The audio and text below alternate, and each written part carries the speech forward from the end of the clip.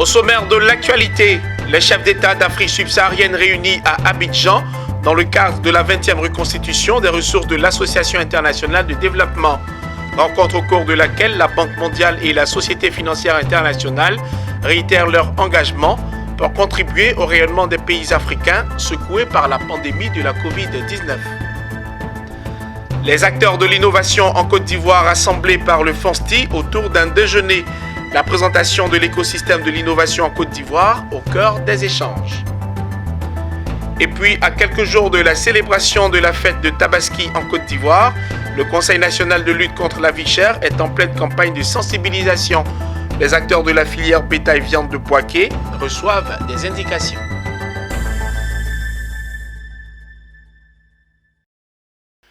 Mesdames et messieurs, merci de choisir Business 24 pour vous informer. Bienvenue à toutes et à tous.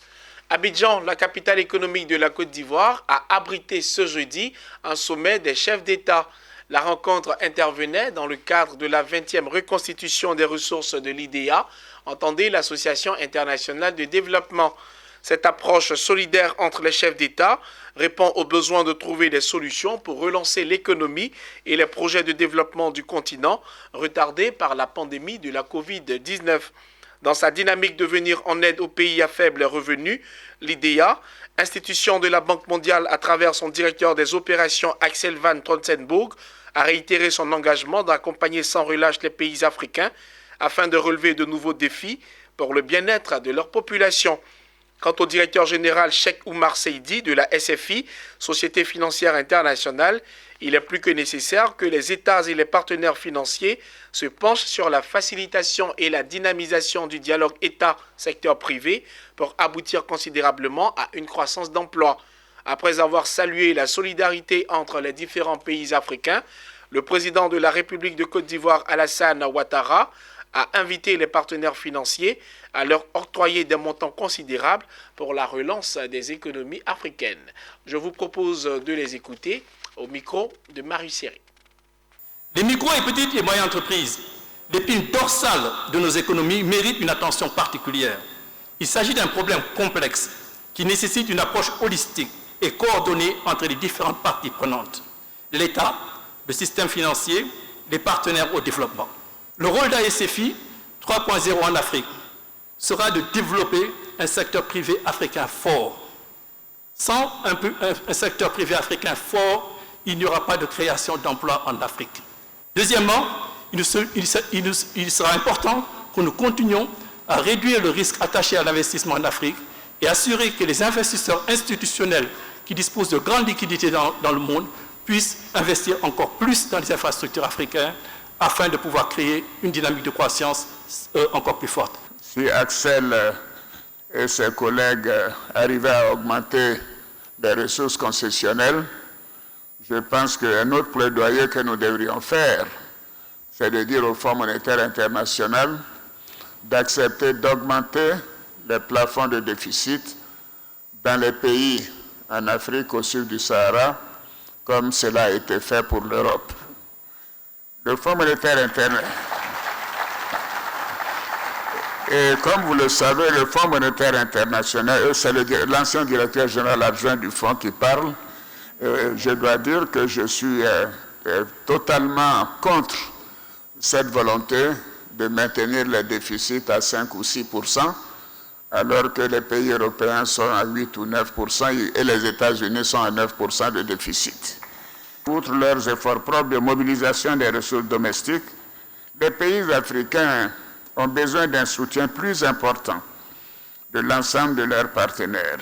De plus, nos États font face à une recrudescence des attaques terroristes. La 20e reconstitution des ressources de l'Association internationale de développement s'est soldée par un communiqué final dénommé la Déclaration d'Abidjan. Celui-ci regroupe les propositions élaborées par les différents chefs d'État pour la relance de l'économie africaine et les différents défis à relever pour le rayonnement du continent. On écoute. Nous soutenons à ce titre toutes les initiatives visant à améliorer l'accès des pays africains à des ressources longues et à des conditions intéressantes. La restauration de la croissance économique doit s'accompagner du développement d'un système d'anticipation des crises. afin de protéger les économies et les populations d'éventuelles pandémies, de crises humanitaires, de catastrophes naturelles et de l'insécurité alimentaire. Ainsi, l'IDA peut aider à renforcer les systèmes nationaux de base de prévention des crises, notamment climatiques et alimentaires, et les politiques d'amélioration de la productivité agricole, particulièrement à travers un meilleur accès aux semences, aux fertilisants et aux équipements pour la mécanisation. L'innovation comme levier de développement social et économique, c'est le thème développé par le FONSTI. Entendez le Fonds pour la science, la technologie et l'innovation à l'occasion d'une rencontre dénommée le Déjeuner de l'innovation. L'objectif était de présenter l'écosystème de l'innovation en Côte d'Ivoire, mais surtout de faire des propositions pour qu'elle constitue une clé du développement du pays. On en sait plus dans cet élément de Léon Gilbert, commenté par Walter Kofi. Ils sont issus de l'université, des entreprises privées, de la presse et de toute autre catégorie sociale. Ces hommes et ces femmes sont venus échanger et partager leurs expériences respectives sur l'innovation en tant que levier de développement social et économique. Des différents exposés, il ressort que l'innovation est encore à la traîne en Côte d'Ivoire. Pour changer la donne, 3 défis devront être relevés. Alors, c'était un partage d'expérience assez intéressant parce qu'en tant qu'entrepreneur, on vit l'innovation et on rencontre des défis que j'ai cités, donc, notamment 3 défis, celui de l'accès au financement, celui de l'accès au talent et enfin aussi celui du cadre réglementaire en fait, pour aider les entreprises à vraiment déployer leur innovation sur le marché. Si l'innovation est perçue comme un moteur de développement, il a été conseillé de le protéger pour une pleine et efficace exploitation. Il est très important parce que c'est une innovation qui n'est pas protégée, qui est sur le marché, ne peut pas bénéficier à l'innovateur, c'est-à-dire à la personne qui l'a mis sur le marché, parce que la personne ne va pas pouvoir bien sentir les fruits, les retombées financières. Cette rencontre de réflexion sur l'innovation est à l'initiative du Fonds pour la science, la technologie et l'innovation, FONSTI. Cette institution entend ainsi s'appuyer sur les différentes composantes de la société pour avoir des solutions et projets capables d'impacter l'économie ivoirienne. Donc, ce que nous souhaitons faire au niveau du FONSTI, c'est promouvoir la culture de l'innovation dans notre pays. Il est essentiel que la Côte d'Ivoire innove dans tous les compartiments de la société ivoirienne, que ce soit au niveau politique, au niveau administratif, au niveau du secteur privé, au niveau de l'agriculture, au niveau des communautés villageoises, des communautés urbaines et périurbaines. Il faut innover. Il faut créer de la valeur, il faut créer de la richesse. Créé en 2018, le FONSTI a pour mission de soutenir la recherche et l'innovation à travers des financements pour en faire des clés de développement socio-économique et culturel de la Côte d'Ivoire. Les Ivoiriens s'intéressent à la performance de la qualité en Côte d'Ivoire au point d'organiser un événement à cet effet. Il s'agit des Qualitades et ce rendez-vous annuel a réuni ce jeudi les décideurs et acteurs du monde de la qualité. La 4e édition des Qualitades a été meublée par des panels, des conférences, mais également une cérémonie de remise des awards de la qualité. Suivez. Ces entreprises sont évaluées suivant des grilles bien établies. Et ensuite, on a des scores qui sont établis. Et puis, il y a le jury qui est composé de 5 personnes qui donnent son avis. Voilà.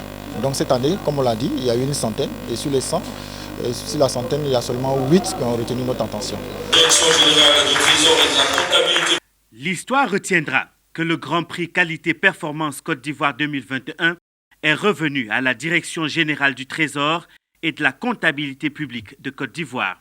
C'est donc une administration publique qui rafle le prix à cette 4e édition des Qualitas Day, une journée promotionnelle de la démarche qualité en entreprise. À côté du Grand Prix Qualité Performance Côte d'Ivoire, plusieurs autres récompenses ont été attribuées aux entreprises dans des secteurs aussi divers que variés dans 4 catégories: organismes, entreprises ou encore leaders. Les récipiendaires se disent honorés. La qualité de vie, elle est donc communautaire. Si vous vous comportez bien dans la vie, vous menez un niveau de qualité de vie convenable dans votre comportement de tous les jours, vous allez voir que l'ensemble de la communauté nationale va élever son niveau de vie et en termes qualitatifs.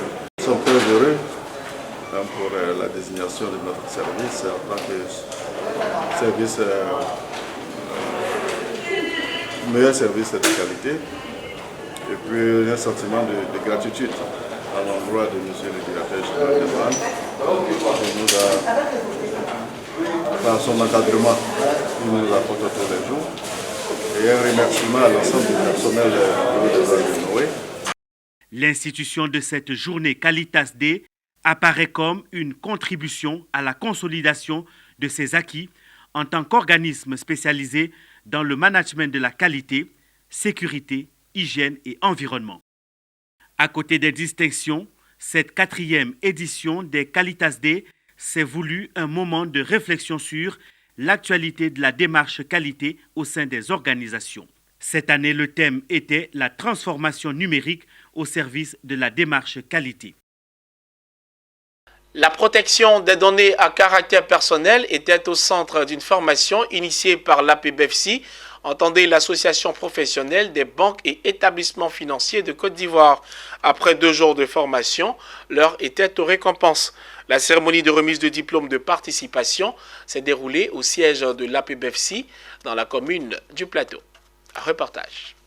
Donner des outils conformes à la législation en vigueur au personnel des banques et établissements financiers. C'est à quoi a consisté la formation sur la protection des données à caractère personnel. Les bénéficiaires, 41 agents et services financiers dont les établissements sont membres de l'association professionnelle des banques et établissements financiers de Côte d'Ivoire. Un aboutissement que la présidence de l'APBFC salue et s'en félicite. Une formation dédiée à la question des données à caractère personnel qui permettrait aux personnels membres de l'APBFC de se voir sensibiliser, former ou tout simplement faire un rappel sur les notions essentielles était nécessaire pour nous. Les formateurs, le cabinet Conseil Data Management Service. Selon Jocelyn Adjobi, associé gérant de DMS, la formation ne vise ni plus ni moins que la mise en conformité avec la loi sur la gestion des données à caractère personnel. La loi a été adoptée en 2013. C'est vrai qu'au début, il y a eu beaucoup d'actions qui ont été mises en œuvre pour agréer des cabinets, pour pouvoir aider les entreprises à se mettre en conformité, à former, à auditer les données à caractère personnel. Donc ça a pris un peu de temps, malheureusement.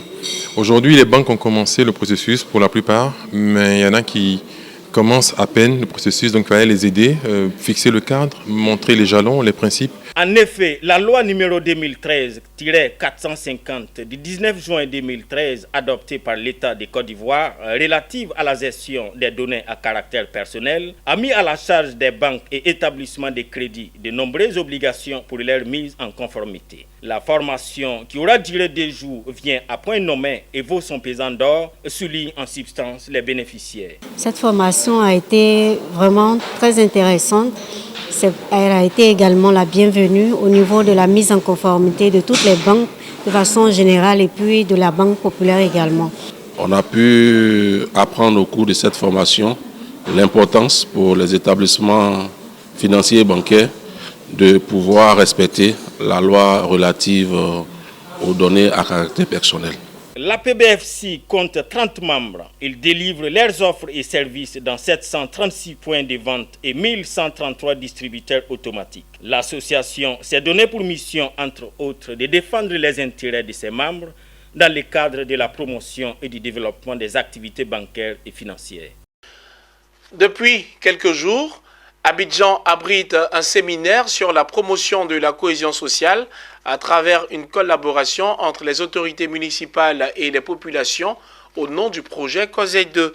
Il a regroupé le ministère de l'Intérieur et de la Sécurité, les communes d'Abobo et de Yopougon, ainsi que l'agence japonaise de coopération internationale JICA. Le reportage de Fulgence Canon est commenté par Walter Kofi.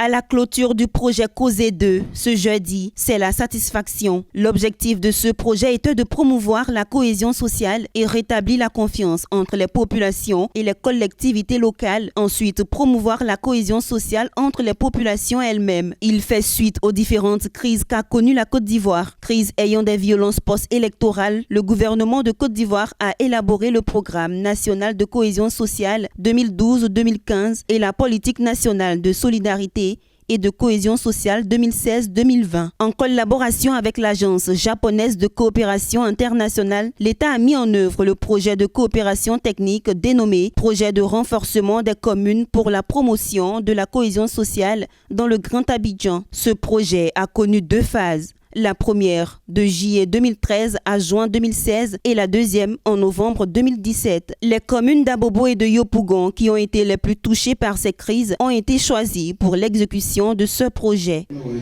Tous les directeurs et chefs de service de la mairie de Yopougon comme Abobo et au niveau du ministère ont tous été au Japon pour voir un peu comment au niveau du Japon, après de nombreuses crises qui ont eu lieu là-bas, comment ce peuple a pu se ressaisir et a pu ressouder les liens entre eux. Donc la première phase, il y a eu des points de formation. Il y a eu aussi la formation des comités de commission de quartier pour la gestion des projets. Et beaucoup d'acquis au niveau de ce projet. Les différents intervenants à la clôture du séminaire sur la promotion de la cohésion sociale ont exprimé leur satisfaction quant à la mise en place du projet COSE, qui est à sa phase 2. D'autres phases sont attendues vu l'urgence et l'importance de la cohésion sociale en Côte d'Ivoire.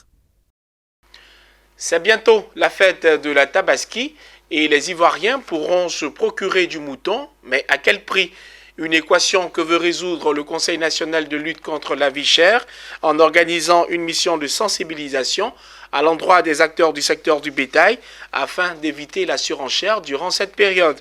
Le Conseil était à Bouaké pour sensibiliser les acteurs de la filière viande et bétail. Zeynab Dosso, Raïssa Yao. À quelques jours de la fête de Tabaski, le Conseil national de lutte contre la vie chère, CNLVC, sensibilise contre la hausse des prix des moutons. La délégation était à Bouaké ce 14 juillet. Au parc à bétail de l'autoroute du Nord à Bouaké, l'on peut constater qu'il y a beaucoup de moutons. La délégation du Conseil national de lutte contre la vie chère est venue s'assurer que le parc est bien fourni en bétail et sensibiliser les acteurs contre la hausse des prix du mouton dans cette période de fête. Et le premier élément qui constitue la fête de la Tabaski, c'est le mouton. Ce mouton doit être disponible sur l'ensemble du territoire et il doit être disponible à un prix qui est abordable, à un prix qui permet à chaque Ivoirien, à chaque famille, selon sa bourse, selon son porte-monnaie, de pouvoir s'approprier le mouton. Certains vendeurs en ont profité pour expliquer la raison d'éventuelles hausses de coûts des moutons. La charité même, ce n'est pas au niveau de nous. Parce qu'il y a d'autres qui viennent payer avec nous ici à prix bas et puis ils vont aller en ville là-bas pour aller vendre. Bon, c'est ce qui rend un peu le marché dur. Voilà, donc nos problèmes personnels actuellement, ceux qui viennent payer avec nous en prix bas et puis vont vendre en ville, là, c'est ça qui rend le mouton actuellement cher. Insistant sur la volonté du gouvernement de lutter contre la cherté de la vie, Bakone, la secrétaire exécutive du CNLVC, a invité les vendeurs à ne pas faire de la surenchère, mais plutôt à être solidaires avec les populations. En faisant des prix abordables, c'est tout le monde qui va y gagner. Le responsable de l'abattoir de Bouaké, pour sa part, a rassuré qu'il y aura de la viande pour tous à des prix défiant toute concurrence. La population est rassurée. Toute population qui arrive seront satisfaits avec le prix. Et seulement, il n'y aura pas manquant de moutons si Dieu le veut et le prix est abordable. Après Bouaké, le Conseil national de lutte contre la vie chère se rendra dans les localités de Korogo, Pogo et Lalebara. Pour rappel, le Conseil national de lutte contre la vie chère, créé en 2017, a pour mission la coordination et le suivi de la mise en œuvre des stratégies de lutte contre la vie chère définies par le gouvernement ivoirien. Le Festival national des arts et culture en milieu scolaire a repris ses droits après une année d'interruption due à la Covid-19. Occasion saisie par l'AIBF pour prévenir et sensibiliser les élèves sur les maladies liées aux IST et au VIH-Sida. C'est dans le village du Festival des Arts et Cultures en milieu scolaire que l'AIBF marque sa présence. Dans son stand, les agents de l'association accueillent les élèves, mais aussi les autorités présentes au lancement du FENACMIS 2021 à Bouaké. Ils ont informé et sensibilisé sur certaines maladies sévissant en milieu scolaire, notamment les IST et VIH-Sida, mais surtout prévenir les grossesses en milieu scolaire. Vous êtes sans ignorer qu'on parle de grossesse en milieu scolaire. Et donc nous sommes partenaires du ministère de l'Éducation nationale pour la lutte contre les grossesses en milieu scolaire. Et donc pour un événement de cette envergure, il était important pour nous, AIBF. C'est vrai qu'on parle d'art, nous sommes avec des personnes qui peuvent contracter une IST.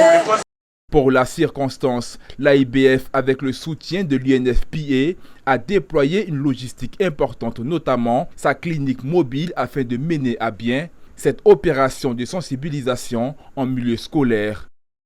Pour cette année, le Festival national des arts et cultures en milieu scolaire draine un monde réduit des festivaliers en raison de la crise sanitaire encore présente dans le pays. Son lancement à Bouaké est donc une opportunité pour l'antenne AIBF de poursuivre sa mission de sensibilisation des masses. Rendons-nous dans la région du Boclé, où la coopérative agricole pour le développement de Sassandra, société coopérative avec conseil d'administration Kadeza Kopka, était récemment en assemblée générale ordinaire. Occasion de procéder au vote de leurs nouveaux dirigeants et faire le bilan des activités. Le compte rendu dans cet élément. Dans la sous-préfecture de Sago, à 80 km de Sassandra, le village d'Adebem a accueilli l'assemblée générale de la coopérative agricole pour le développement de Sassandra, société coopérative avec conseil d'administration Kadeza. Une AG élective car elle a permis de renouveler les instances de l'organisation professionnelle agricole. Sur ce point, le précédent conseil d'administration présidé par Débat Alfred a été reconduit à l'unanimité pour un mandat de 3 ans. Nous travaillons pour le bonheur des producteurs, surtout pour le bonheur des producteurs. Et c'est pourquoi on a toujours reconduit. Je pense que pendant ces 3 années à voir venir, dans des chantiers qui sont restés en cours, on va gérer. Notamment les constructions des salles de classe, nous sommes déjà à 12 salles de classe. On vient jusqu'à 26 salles de classe et 3 collèges. La rencontre d'Adebem a permis de faire le bilan des activités de la coopérative Kadeza. Directrice Ngouran Esther a fait le bilan satisfaisant de l'exercice écoulé tout en énumérant les actions sociales posées dans la circonscription, mais surtout en faveur des producteurs. Ainsi, pour cet exercice, la coopérative a continué les activités communautaires dans ses différentes sections, à savoir la reprise des activités de construction de 6 classes et 1 bureau à Adebem, la construction de 3 classes et 1 bureau à Godjiboué. La coopérative a mis à disposition de ses membres 150 tonnes d'engrais, 100 cartons de produits phyto. Nous avons octroyé des prêts à nos producteurs. La coopérative a fait don en nature et en espèces à certains producteurs vulnérables. Bilan qui réjouit les membres de la coopérative. Vraiment, je remercie beaucoup l'AG. Vraiment, c'est très efficace. Vraiment, ça, c'est du jamais vu. Vraiment, je remercie aussi Kadeza de tout ce qu'il a fait pour nous, les planteurs. Au terme du bilan de la Kadeza, le délégué régional du conseil Café Cacao de San Pedro, Koné Marcel, dont la délégation couvre aussi la région de Sassandra, s'est dit fier de la coopérative, surtout pour ses actions en faveur du bien-être des producteurs. Ce journal a été préparé par l'ensemble de la rédaction. Merci de rester fidèle à votre chaîne panafricaine d'information économique.